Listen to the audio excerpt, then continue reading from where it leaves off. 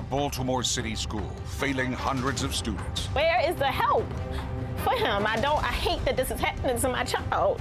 A student with a 0.13 GPA ranks near the top half of his class. Not a 1.3, people, a 0.13. Fallout overwhelming. This is just completely unacceptable. I mean, it's worse than anything I've heard in the whole time that I've been governor. What the education system has done to this kid is atrocious and embarrassing. A story that struck a nerve with more than 2 million views across 100 countries. I believe it's violating the constitutional rights of those children. Now, a community call to action after decades of underperforming in Baltimore City schools and a Fox 45 News commitment to hold elected leaders accountable. I want to take responsibility and say that I'm sorry for what happened. I want to take this opportunity to apologize to those students and families who may have been affected. This is a Project Baltimore, your voice, your future town hall.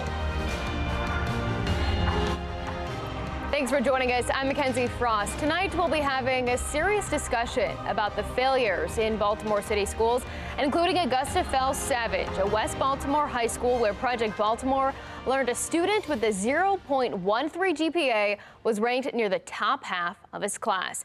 We have a panel of experts tonight who will offer a unique perspective on the challenges in our public schools. Chris Papps is the lead investigative reporter for Fox 45 News Project Baltimore. Through Vignaraja, former federal and Baltimore City prosecutor, and Adam ANDRZEJEWSKI from OpenTheBooks.com.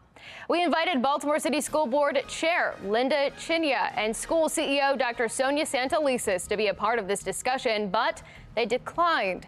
The Baltimore Teachers Union said their president, Diamante Brown, was unavailable. Robert Stokes, the chair of the City Council Education Committee, was also invited but unavailable. We also sent multiple emails and made phone calls to Mayor Brandon Scott and City Council President Nick Mosby asking them to join us, but we did not receive a response. We'll start tonight with Project Baltimore lead investigative reporter Chris Papps. Chris, thanks for joining us. The chair of the Education Committee has called for a hearing in April, 4 weeks to question the CEO of City Schools about this school. But this all started when the mother of an Augusta Fells student reached out to you for help because she wasn't getting it from the city or school leaders. Yeah, correct. Tiffany France, she reached out to us because she thought her son was going to be graduating this coming June in 2021 until she got a call from the school saying that in his 4 years at Augusta Fells, he had only earned 2.5 credits and he was being moved back to 9th grade, essentially starting over at high school. She says the school never told her that her son was that far behind. I'm just assuming that if you are passing, that you have the proper things, to go to the next grade. How do you come years later and say, this is what's happening and this is what we have to do for him? He have to start all over because we messed up. So he got to start all over. That's what this is. We messed up, so he got to start over. He didn't fail. The school failed him. The school failed at their job. They failed. Now, this story received an overwhelming reaction with more than 2 million clicks and views just on FoxBaltimore.com, and that spans across 100 countries. Now, let's talk about what we found that made this investigation so shocking. Now, Tiffany France's son started high school at Augusta Fells Savage Institute of Visual Design in West Baltimore in 2017, 4 years ago. In each of the 3 years, though, he was promoted through the courses and through the classes. For example, if he failed Algebra 1, he was moved on to Algebra 2. If he failed Spanish 1, which he did, he was moved on to Spanish 2. He failed English 2, but he was moved on to English 3. So France thought that he was progressing through the grades the way he should. Now, in 2021, after only passing 3 classes in those 4 years with a grade point average of 0.13, France was informed that her son would not be graduating in June and he would have to start high school over again. Now, Project Baltimore has learned his class rank is 62 out of 120, meaning with a 0.13 grade point average, her son is nearly in the top half of his class. The school system would not talk on camera to Project Baltimore about the results of this investigation and this school, but they did write us a 2-page statement and send it to us confirming that an internal investigation was launched in 2019. Now, the day after the story broke, the State Inspector General of Education in Maryland texted that he was looking for parents to reach out who have similar problems because he had opened an investigation. Yeah, Chris, that's right. All right, thank you very much. Now, after more than a week of reporting by Fox 45 News, school CEO Sonia Santelises has issued an apology at this week's school board meeting. I want to take this opportunity to apologize to those students and families who may have been affected. We will continue to work with families on corrective steps to get their students back on course on the path to graduation. In just a moment, we'll speak with Thiru Vignaraja, former Baltimore City prosecutor, about the multiple investigations that are underway, including a state investigation that Governor Larry Hogan has called for. Here's what the governor told us in an exclusive interview with Project Baltimore. If they're persistently failing schools, we've got to shut the schools down, or we've got to, get rid of the principals and the teachers and start over with a new program, because we're failing the kids. That's what it's all about. It's not just an argument about money, and it's not just an argument about, who's right on the issues of how we do education. It's these kids that are suffering. All right, Thiru, thank you so much for joining us tonight. Baltimore City Schools has a history of poor student outcomes. The graduation rate is down. Math and English proficiencies rank among the worst in the country.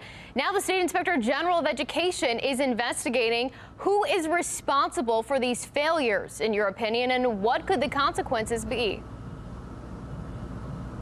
I mean, first of all, let's be clear. This is long overdue. This is nothing new. This has been happening for years in Baltimore City. Kids failing classes, but nevertheless being promoted. Kids failing exams, but nevertheless getting a passing grade. The fact that an inspector general has to come along and do an investigation in 2021, when we've known that this has been happening for decades, is really unacceptable. But in terms of who's responsible, let's be clear. The mayor and the governor appoint the members of the school board. The school board appoints the CEO, and they're responsible for supervising what happens in these schools. So when something goes wrong, they don't just get to look the other way and say it wasn't us. The school board is appointed by the mayor and the governor. And there's 9 positions. 4 of them are exclusively appointed by the mayor. 5 of them are appointed jointly by the mayor and the governor. The budget for the school system, the $287 million that Baltimore City sent to the school system, is approved by the city council and the mayor each year. So to look the other way and try to pin blame on others is really irresponsible, given how badly and how long things have gone this way. Thiru, the mayor has a few more appointments to make in this upcoming year, as well as in the coming years. What should he be looking at when it comes time to appoint these members to the school board? I mean, not only do we need a basic expertise and a commitment to these children, but also a sense of urgency to find out what is going on. Augusta Fells is a school that didn't fail one kid one time. We're talking about dozens of kids, hundreds of kids, year after year after year. Last year, the budget of Augusta Fells actually went up from $3.5 million to $3.8 million. That was done with the blessing of the city council. That was done with the blessing of the mayor. So what you're looking for is a school board that isn't just going to pay lip service to their commitment to these children, but is also going to actually deliver the kind of quality education that all of these children deserve. Not just the kids that can go to the counties, not just the kids that can afford private school, but every kid in every public school in Baltimore City. Thiru, thank you. Now, we often hear that more money is the answer, that Baltimore City Schools is grossly underfunded, but let's take a look at the facts. The city's school budget is $1.2 billion. About 20% of the district's funding comes from the city. About 10% comes from federal government, and about 70% comes from state taxpayers.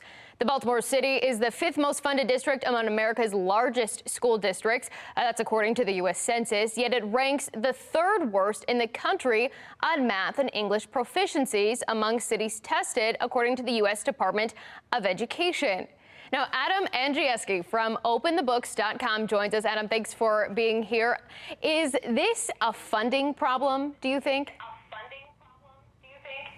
Well, there definitely isn't a revenue problem for the Baltimore City Schools. When you have all the funds all in on this year's budget, it's actually $1.4 billion with 74,000 students in the district. If you do the math, it's a stunning number, $19,000 per student of taxpayer funding. So taxpayers have been very generous. What we see here is the classic story that you cannot educate children in the classroom if you're funding a massive education bureaucracy. Let's just take a brief walk through some of the most highly compensated executives in the district. The CEO of the district makes $339,000. That's actually, when you put this in perspective, it's actually $140,000 more than the Secretary of the United States Department of Education. That's a cabinet level position.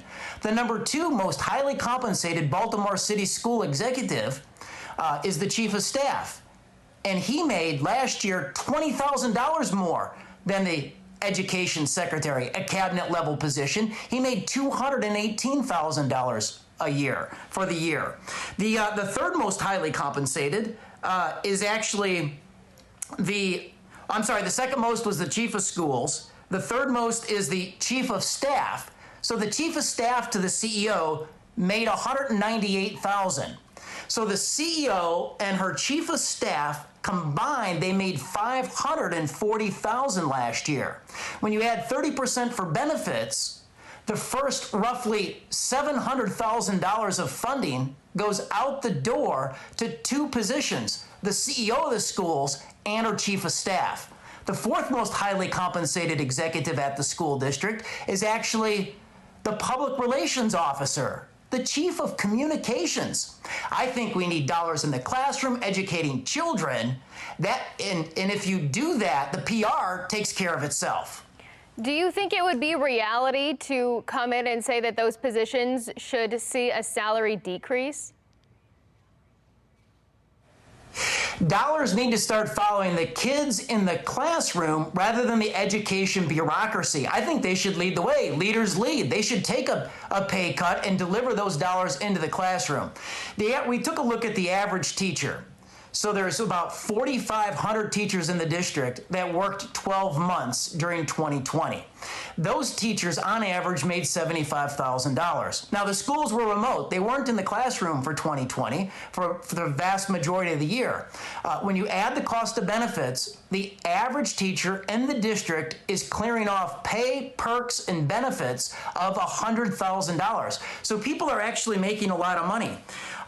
If you walk through some of the top 20 most highly paid executives in the district, collectively the top 20 on pay and perks clean off $5.5 million. I want to talk about the number 10 most highly compensated employee in the district, because he's not a teacher, he's not an administrator, he's not an executive of the school district, he's actually a police officer.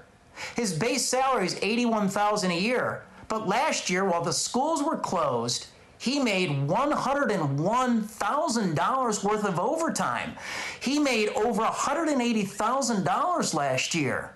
And I want to put that number in perspective, because the Secretary of the Department of Homeland Security, a cabinet level officer, made $179,000 last year at the federal level, and a police officer in the city schools out-earned him. Adam, that's a lot of money. Thank you so much for your perspective. We want to know what you think. Do you trust the school system and the city government with educating city children? To weigh in, just go to foxbaltimore.com/vote. All right, Project Baltimore took a closer look at the city school salaries and found the number of employees making 6-figure salaries has doubled since 2018.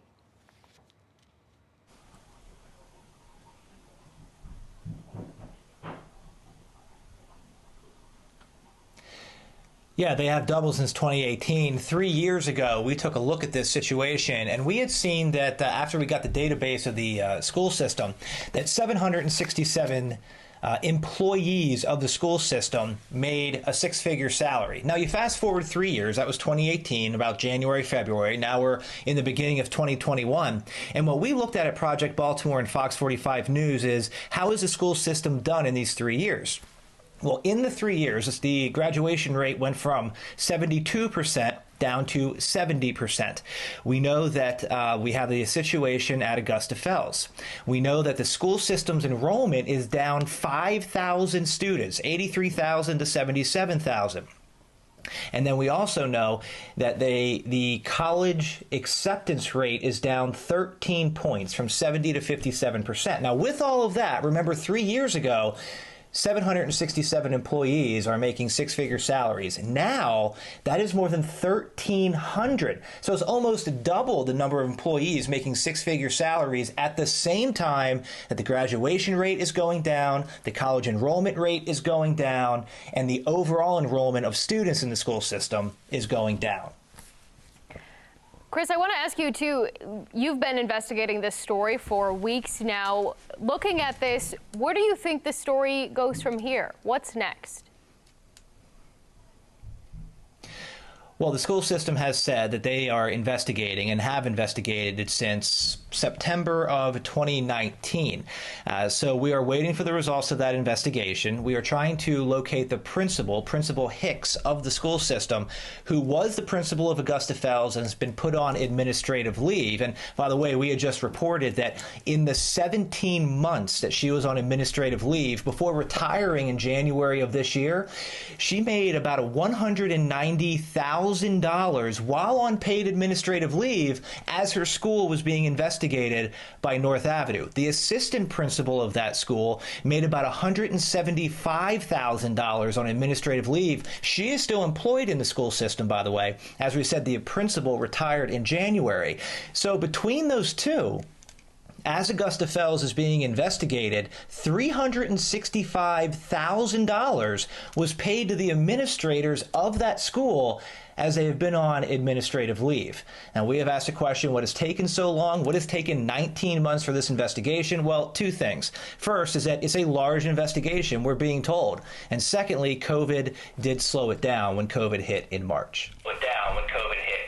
All right, Chris, thank you. Let's bring Tharu back in here now. Baltimore City Schools has a history of not being transparent. We're learning that now as well. And Fox 45 News actually had to sue the district to get public records about grade-changing investigations. What's the danger to the public when the government is not being transparent? Yeah, this is a huge problem, Mackenzie. I mean, we all know from the outside that things are not going well. We'd like to have some transparency as to why. When you have an investigation that's launched 2 years ago and we don't even learn about the fact of the investigation until a media outlet uncovers the story, that's a problem. We also should realize that Augusta Fells had its budget go up even after the investigation was launched. Did the members of the City Council know that? Did they approve the budget knowing that an investigation was present? Or was that something that wasn't even communicated to them?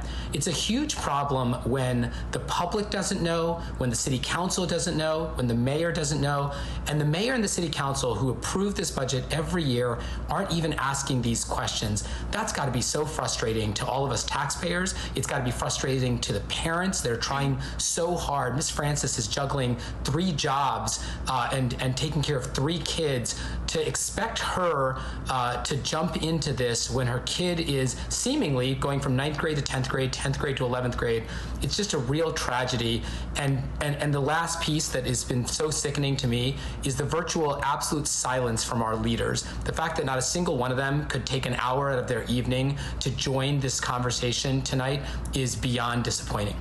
Let me ask you this, too, because talking with some people, what do you think is the responsibility or the role of these city council members, specifically the city councilman representing this district where Augusta Fells is located? Do you think it should be their responsibility to have a better handle or know the pulse of the schools within their district? Look, if things are going well, I can imagine the city council saying we're going to focus on other priorities because the schools seem like they're headed in the right direction and are on a good trajectory. But when things are not going well, when we know that the population is declining, that any child, any family that has a choice to go to county schools or private schools seems to be leaping at that opportunity, that's when the mayor and the city council has at least three responsibilities. Number one, they ought to instill a sense of urgency in the CEO and the school board to turn things down. Number two, they should be providing constant oversight and supervision to what is happening and communicating that to the public. And number three, they should know these schools backwards and forwards. It shouldn't be news to them that this is a problem. And frankly, Ms. Francis and her child, frankly, all of these parents and these children are owed a lot more than an apology. They are owed an explanation as to what happened and a clear roadmap of how we're going to get from where we are to where we need to be. Right now, for decades, these schools have been failing, and every city politician that's been in place is responsible for the disaster that's unfolded. Through, thank you so much. Adam, I want to go back to you really quickly because we're talking about the money, and we know how much money is flowing into the district, into various schools. Do you think that the city schools should have a complete audit of the books so we can see exactly where the money is going and who's getting it? That's a great idea. I think Baltimore City Schools need a forensic audit. A forensic audit follows the money. It's evidentiary, and the evidence holds up in court. Every dime needs to be accounted for. I just want to give you some statistics on the payroll. So there are 9,500 employees last year that worked the full 12 months. They're your core workforce at the Baltimore City Schools. 4,500 of those employees are actually teachers. That means there's 5,000 employees that are not involved in the classroom in education as a teacher, as an educator. And so there's a lot of competing priorities in the Baltimore City Schools. And where does education rank? Going through the statistics on the program here this evening, Baltimore's education outcomes are suffering, and it's quite frankly follow the money. There's 4,500 teachers in the classroom. There's 5,000 employees outside the classroom. Looking at the cost of education, and I've heard this throughout our reporting as well, is that it costs more to educate students who live at or below the poverty line. Do you think that is an explanation for some of the high cost that we're seeing to educate Baltimore City kids? I think you've got a great comparison right there in Baltimore with the Catholic schools, with the parochial schools that are having better outcomes. And they actually educate a lot of kids. About 1 out of every 3 students in the city is educated in the Catholic schools. And the average teacher in the Catholic schools makes $40,000 a year. And they don't have tremendous pay perquisites and pension benefits either. So that compares against the $75,000 salary on average that the Baltimore City teacher makes, and the perquisites that take that over $100,000. So I fundamentally disagree with the premise. Here's the public policy initiative that has to happen. Dollars need to start following the child and not the education bureaucracy. Parents can make the decisions, and that's the ultimate accountability for the Baltimore City Public Schools. Will the parents choose the city schools, or will they choose a charter or parochial or Catholic school for their education dollar? Adam, thanks. Let's go to Chris really quickly now. Chris, throughout this entire investigation and reporting and investigating what is going on, who's to blame here?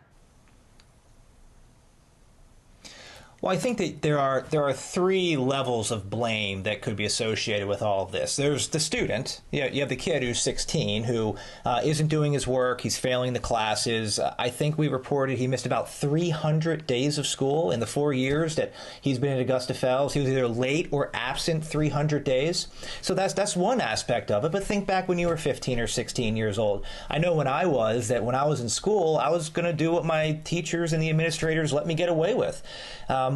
So is there an aspect of that that's playing into this, that he thought that he was moving along, so he's like, why am I going to go to school? The other aspect of this is the mother. You can't take the mother's aspect away from this. She's a working mom. She has 3 jobs. She's single, and she has 3 kids.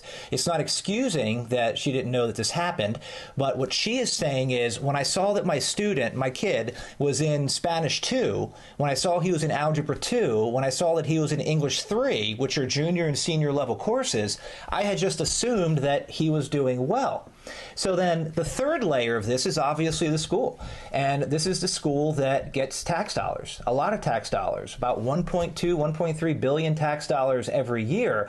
And that's the aspect of this that we can most hold accountable, because that's the aspect that we can most change in terms of the other 77,000 students that go there. And this is what we know. Looking at the students' report cards, we can see that in the first 3 years that he was at Augusta Fells, he passed 3 classes and missed about 270 days of school. One teacher requested a parent conference. One in those 3 years that he passed 3 courses. And the mother's saying that parent-teacher conference never even happened. There are interventions that are supposed to be put in place so this situation doesn't happen. The school has protocols and procedures to alert parents, get a hold of the kid, so they're not almost 18 years old and they have 2.5 credits and have to go back to 9th grade. So of these 3 layers of failure on this, you have the student, you have the mom, and you have the school system. The money's going to the school system, and that's the one that's supposed to stop this from happening. It is their jobs to stop this from happening. Yeah, so after all of this, and we're talking about the blame, and it's a multi-layer situation that we have going on here, what's the solution moving forward? Well, hopefully we'll find that out in the investigation. The school system's looking into this. They've been looking into this for 1.5 years. We know that this isn't new, and we're going to find out what they're going to do about it, hopefully in the coming weeks and in the coming months. We're also going to find out what's the mayor going to do about it once this report comes out. What is city council going to do about it? There's a lot of people that are involved in this that can have influence, the governor on down, so that another Augusta Fells doesn't happen. Yeah, Chris, thank you. I know we will be watching the city council hearing on April 8th to see what happens there, as well as that investigation. Through one last question for you here, I want to ask you, do you think that the state should step in and take some sort of control over Baltimore City schools, knowing what we know now after this latest investigation? You know, candidly, I think this is a place where the city has got to step up and just do its job to try to abdicate responsibility and ask, Larry Hogan to come in at this 11th hour. This has been a failure for a very long time, and that is Baltimore City, has fought for more and more control. And let me just give Mackenzie an example of how this plays out, because you have to understand why it is that we would pass kids from 9th grade to 10th grade, 10th grade to 11th grade. The school, Augusta Fells, gets a certain allocation of money in the school budget that's approved by the city council and the mayor, and that depends on how many students are at that school. So if you fail a 9th grader and he drops out of school, he's gone. He doesn't count towards how much money you get. But if you pass him on from 9th grade to 10th grade, 10th to 11th, 11th to 12th, and then you try to send him back to 9th grade, you get more money for each of those kids. That's how Augusta Fells' budget went from $3.5 million to $3.8 million, while the city council and the mayor approved it. There are 14 city council members, a council president, and a mayor that all looked at that budget last year after this investigation had started, after these failures had taken place, and said, that budget looks just great, we sign off and ratify it. That is pathetic and unacceptable, and this is what they should be apologizing for. It's not just some, oh, I'm so sorry in the abstract. This is what they should be apologizing for, because they didn't perform their basic duty to supervise and check where the money was going and what outcomes were actually resulting, and instead they just gave the school system a blank check and hoped that everything would get better, and Miss Francis and her child and hundreds of others, thousands of others are the victims. So is that a no, Thuru, that the state should not come in and take over? This is the city's responsibility? I think this is ultimately the city's responsibility. That's right. Perfect. All right, thank you. Here's another look at what we've been asking our viewers. Do you trust the school system and city government with educating city children? So far, you can see right there, that is an overwhelming no. To weigh in, go to foxbaltimore.com/vote. All right, that's all of the time we have for this evening's town hall. I want to thank everyone for joining us, the panelists for their time, their expertise, weighing in on this issue and their thoughts. We also want to thank you at home for joining us, and have a great evening.